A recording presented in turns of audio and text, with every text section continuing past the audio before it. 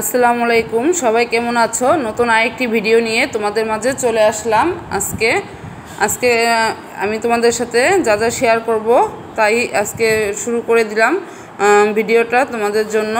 এখানে দেখতে পাচ্ছো যে একটা বাঙ্গি ফ্রিজ থেকে বের করে নিয়েছি, বাচ্চারা স্কুলে গিয়েছে তাই ভাবলাম একটু কেটে রাখি। আর একটু সরিষাটা দিয়ে আমি আজকে ঢেঁড়স সরিষা করব, সেটা তোমাদের সাথে শেয়ার করব না। আগে চলো বাঙ্গিটা কেটে ফেলি, কেটে ফ্রিজে রেখে দেই। বাচ্চারা আসলে পরে ওদেরকে বের করে দেওয়া যাবে। প্রচণ্ড গরম পড়েছে, আজ থেকে আবার মেয়ের স্কুলও শুরু হয়ে গিয়েছে।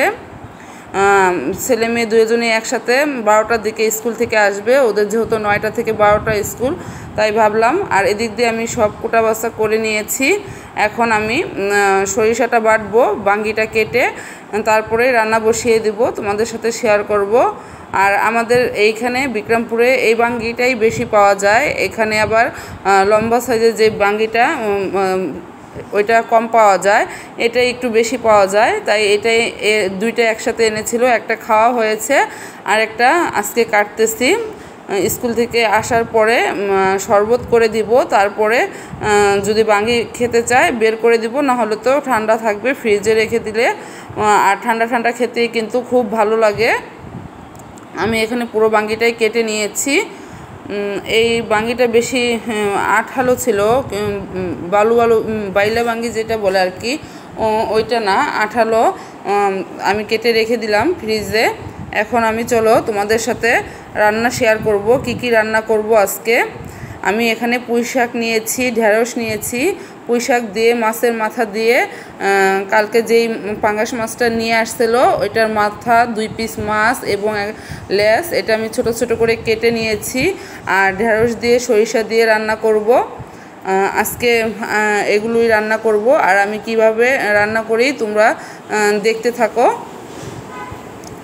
আর ভাতটা আগে রান্না করেছি, ভাতটা আগে রান্না করে তারপরে এখন তরকারিগুলো রান্না করতেছি। সব কিছু গুছিয়ে নিলে রান্না করতে খুব সুবিধা হয়। আর আমি একটা কাটা আর একটা রান্না এভাবে করতে পারি না, আসলে আমার গুছিয়ে নিয়ে তারপর রান্না করতে ভালো লাগে। এখানে ঢেঁড়স সরিষা রান্না করার জন্য তোমরা সরিষার তেল ব্যবহার করতে পারো। আজকে আমি এখানে সয়াবিন তেল ব্যবহার করতেছি। এর আগে আমি সরিষার তেল দিয়ে রান্না করে দেখেছি, কিন্তু মজা হয়, কিন্তু আমি আজকে সয়াবিন তেল দিয়ে রান্না করব। আর বাচ্চারা এতক্ষণে স্কুল থেকে চলে আসতে, ওর বাবা ওদেরকে যেয়ে নিয়ে আসছে। এখন এখানে ওর বাবা ওদের জন্য শরবত করতেছে, ঠান্ডা পানি ফ্রিজে রাখা ছিল, এখন শরবতটা করে নিবে। লেবু দিয়েছে, ট্যাং আর চিনি দিয়ে শরবতটা করে নিচ্ছে সবার জন্য। আগে শরবতটা খেয়ে তারপরে রান্না করতে যেতে বলতেছিল তোমাদের ভাইয়া। আমরা সবাই একসাথে শরবতটা খেয়ে তারপরে আমি রান্না করতে চলে যাব। আর ওরাও স্কুল থেকে আসছে, একটু জিরিয়ে তারপরে গোসল করবে। আমি এতক্ষণে রান্না শেষ করে নিব।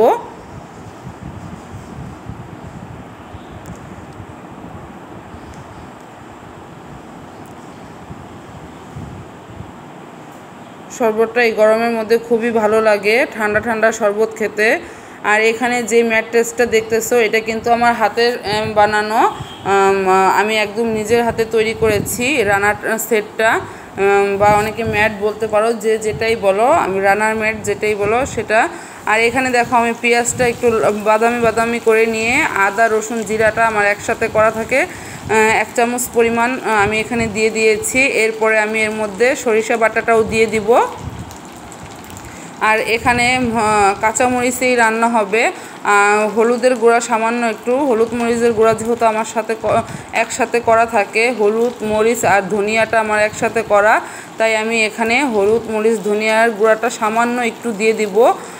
সামান্য, জাস্ট অনেক কালার হলে ভালো লাগবে না, হালকা একটু কালার জন্য হলুদ দেওয়া হবে এখানে। এভাবে করে কষিয়ে তারপর হালকা ঢেঁড়সটা একটু নেড়েচেড়ে কষিয়ে পানি দিয়ে একদম শুকনো শুকনো করে নিতে হবে, তাহলে ঢেঁড়স দিয়ে সর্ষে দিয়ে চচ্চড়িটা হয়ে যাবে। বা ঢেঁড়স সর্ষে যেটাই বলো নাম, খেয়ে দেখতে পারো, খুবই মজা লাগে।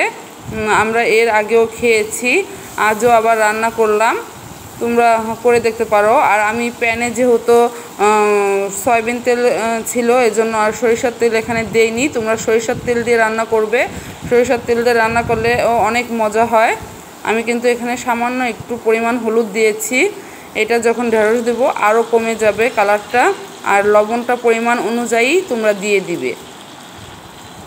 আরেক চুলাতে আমি এখানে মাছের মাথা দিয়ে পুঁই শাক দিয়ে রান্না করব, একদম শুকনো শুকনো করে।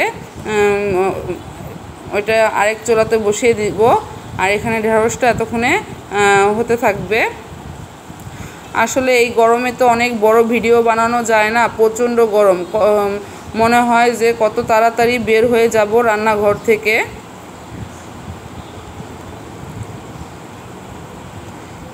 ঢেঁড়সটা সুন্দর করে নেড়ে চেড়ে পুরো, তারপর সামান্য পরিমাণ একটু পানি দিয়ে নিতে হবে, বেশি পানি দিতে হবে না।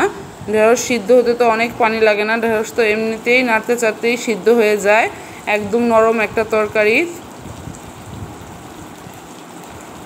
আর কেউ চাইলে আস্তে আস্তে ঢেঁড়সও দিতে পারো দুই মুখের সাইডে, আর বুঠো যেই সাইডটা একটু কেটে নিয়ে আমি এখানে একটু টুকরো করে দিয়েছি, যেন ভিতরেও ঢেঁড়সের ভিতরেও যেন সরিষাটা ভালো মতো ঢুকতে পারে। এই জন্য দেখো এখানে আমি বেশি পানি দিইনি, সামান্য পরিমাণ পানি দিয়েছি। একদম এটাকে শুকনো শুকনো তেল উঠে আসবে উপর দিয়ে, এমন টাইমে আমি নামিয়ে নিব। আর এখানে আমি মাছের জন্য মশলা কষিয়ে নিচ্ছি।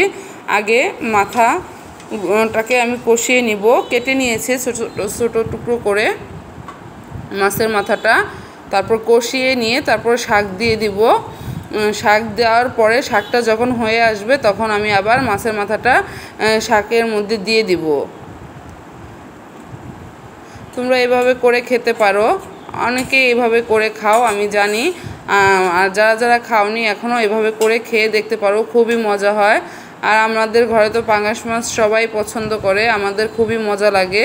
তোমাদের ভাইয়াই আমাকে বলছিল যেন আমি পুঁই শাক দিয়ে মাছের মাথা দিয়ে রান্না করি, বা এইভাবে মাছের মাথা লেজা মাছ মিশিয়ে ছোট ছোট করে কেটে করলা আলু দিয়েও সুন্দর করে রান্না করা যায়, সেটাও একদিন তোমাদের সাথে শেয়ার করব নে।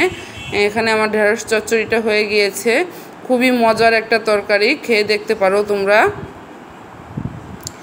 আর স্কুল থেকে আসার পরে বাচ্চারা বাঙ্গিটা খায়নি, ফ্রিজে ছিল, এখন ওদেরকে নামিয়ে দিব, অনেকক্ষণ সময় হয়ে গিয়েছে, বাঙ্গিটা খাবে। এরপরে এরা দুপুরে ভাত খেতে খেতে তো আরও দেরি হবে একটু, এজন্য ভাবছি কিছুটা বাঙ্গি এদেরকে খাওয়ার জন্য নামিয়ে দিব এখন। আর এখানে কিন্তু আমি মাছের মশলাটা দিয়ে দিয়েছি, ভাজা মশলাটা, আমার হাতের ভাজা মশলাটা। আমি তো প্রতিদিনই বলে থাকি তরকারিতে আমি ভাজা মশলাটা ব্যবহার করি। একদম এখন নেড়ে চেড়ে আর 2-1 মিনিট রেখে তারপর তরকারিটা নামিয়ে নিব। এই যখন ভাজা মশলাটা দেই তরকারিটা আরও আঠালো আর সুন্দর একটা ঘ্রাণ হয়ে যায়। আর বাঙ্গিটাও খুব মজা ছিল, আঠালো টাইপের ছিল, বেলে বেলে টাইপ ছিল না, আঠালো আঠালো টাইপের ছিল, তারপরও খেতে খুব মজা ছিল বাঙ্গিটা। তোমরা এই গরমে তরমুজ বাঙ্গি সবসময় ঘরে রাখতে পারো, খেতে পারো, খুবই উপকার। সবাই ভালো থাকবে আর আমাদের জন্য দোয়া করবে, আমরাও তোমাদের জন্য দোয়া করি এই গরমের মধ্যে। সবাই সবার জন্য দোয়া করবে, আর সবাই ভালো থাকবে পরিবারের সকলকে নিয়ে। আসসালামু আলাইকুম। ভিডিওটা আজ বড় করব না।